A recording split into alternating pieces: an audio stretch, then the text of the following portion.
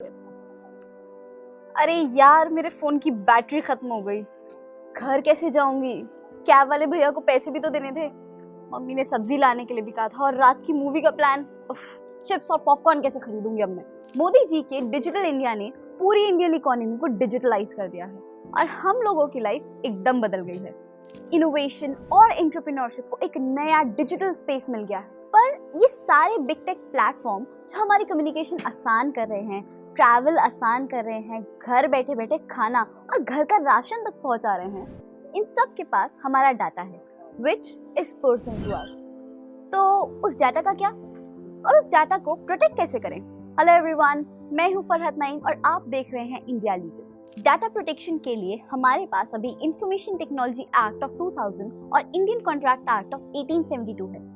Information technology act में compensation और punishment बताई गई है इन केस ऑफ wrongful disclosure और misuse of personal data। लेकिन what about a specific law for data protection in India?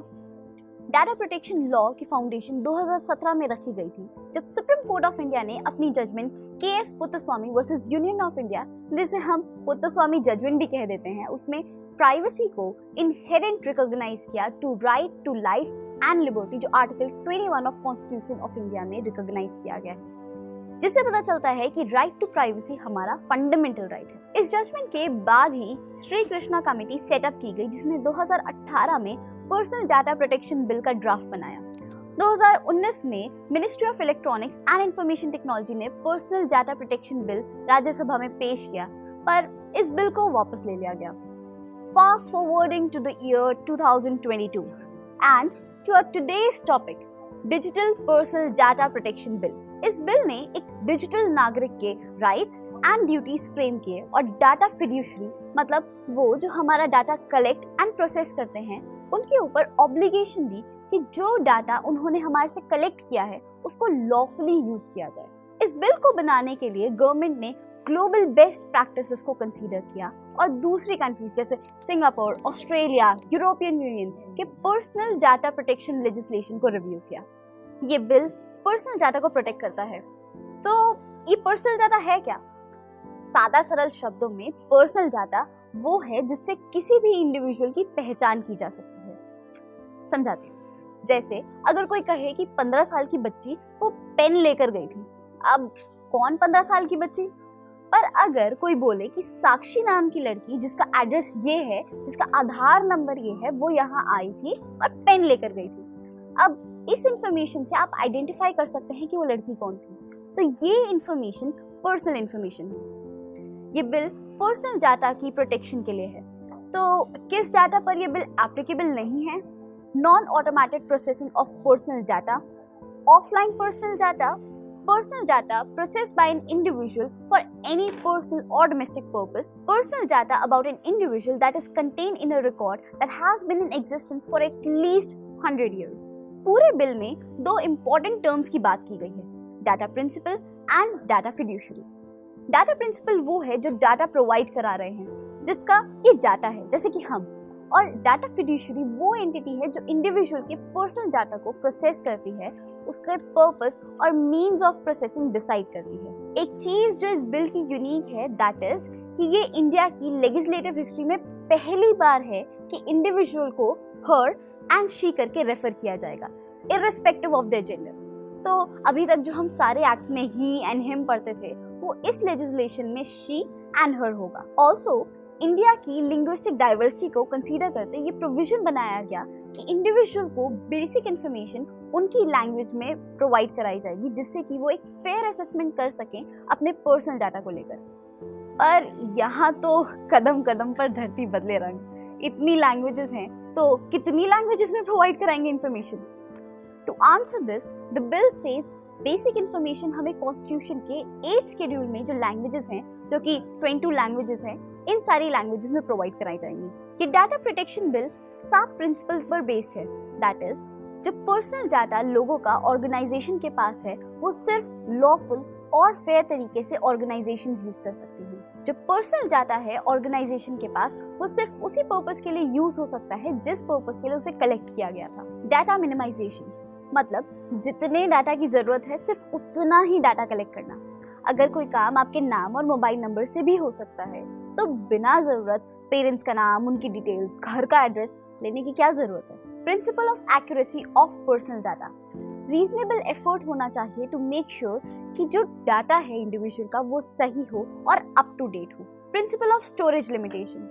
मान लीजिए मैंने एक अकाउंट बनाया सोशल मीडिया प्लेटफॉर्म पर और इस प्रोसेस में उन्होंने मेरी पर्सनल डिटेल्स मांगी। अब 6 महीने बाद मैंने अपना वो अकाउंट डिलीट कर दिया। अब जैसे ही मैं अपना अकाउंट डिलीट करूंगी, सोशल मीडिया प्लेटफॉर्म मेरा पर्सनल डाटा रिटेन करना बंद कर देगा। पर मान लीजिए मैंने अपना एक सेविंग अकाउंट खोला। केवाईसी फॉर्मेलिटीज के अकॉर्डिंग मुझे अपना पर्सनल डाटा बैंक के साथ शेयर करना होगा। अब 6 महीने बाद मुझे अपना ये अकाउंट बंद कराना है, लेकिन as per KYC rules bank को हमारा वो पर्सनल डाटा अकाउंट क्लोज करने के 6 महीने बाद तक रखना होगा अपने पास। अब इस केस में बैंक वो डाटा रिटेन करेगा। क्यों? क्योंकि ये एक लीगल पर्पस के लिए है और केवाईसी रूल्स के अकॉर्डिंग्स में है। Next principle is that reasonable safeguard लेना है टू इंश्योर कि कोई अनऑथराइज्ड कलेक्शन या प्रोसेसिंग ना हो पर्सनल डाटा की, ताकि डाटा ब्रीच ना हो सके। लास्ट प्रिंसिपल इज अकाउंटेबिलिटी, यानी जो डिसाइड कर रहा है purpose and means of processing personal data का, he should be accountable for such processing. Individual का पर्सनल डाटा तब ही प्रोसेस किया जा सकता है by the data fiduciary when he has given consent to it. अब यहाँ कंसेंट का मतलब क्या है? डाटा प्रिंसिपल के कंसेंट का मतलब freely given, specified information and unambiguous indication of data principal's wishes to signify agreement to the processing of her personal data for the specified purpose. ये एक्ट सिंप्लीफाइड प्लेन लैंग्वेज पर focus करता है। जो consent data principal दे रहा है वो कभी भी वापस ले सकता है। Let me explain you through an illustration. Ajay ने भारती की email and SMS based service notification service के लिए सब्सक्राइब किया। सब्सक्रिप्शन कॉन्ट्रैक्ट के मुताबिक अजय ने अपना personal data including mobile number and email ID share की विद भारती, जिसको फर्दर चेतन के साथ शेयर कर दिया गया, जो कि एक डाटा प्रोसेसर है for the purpose of sending alerts to Ajay via email and SMS. अब अगर अजय विड्रॉ कर ले अपना consent to processing of her personal data, Bharti shall stop and cause Chetan to stop proceeding of personal data of Ajay. Data fiduciary has to ensure that all the reasonable safeguards are taken to prevent the personal breach. Rights and duties of data principal. हर इंसान को अपने personal data की basic information होनी चाहिए। वक्त के साथ साथ इंसान के पर्सनल डाटा को अपडेट करने की ज़रूरत होती है। जैसे अगर मैंने शिफ्ट कर लिया किसी और शहर में तो मेरे डाटा में एड्रेस चेंज होगा।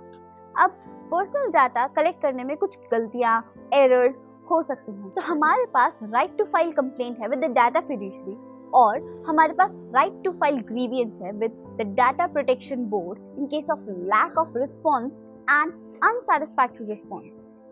अब डाटा प्रोटेक्शन बिल है तो पेनल्टीज तो होंगी ही। इस बिल में लॉ के नॉन कंप्लायंस पर डेटरेंस फाइनेंशियल पेनल्टी है। ये बिल एक जनरल लॉ की तरह होगा जो सारे डिजिटल सेक्टर्स पर लागू होगा, पर इसके बाद सेक्टर स्पेसिफिक लॉ बनाए जा सकते हैं, जैसे ई कॉमर्स, ई पेमेंट के लिए उसका legislation in consonance with the parent act बनाया जा सकता है। Thank you for watching our video. If you have any doubt regarding the topic that we discussed today, you can ask us in the comment section. If you liked our video, do like and share it, and don't forget to subscribe India Legal.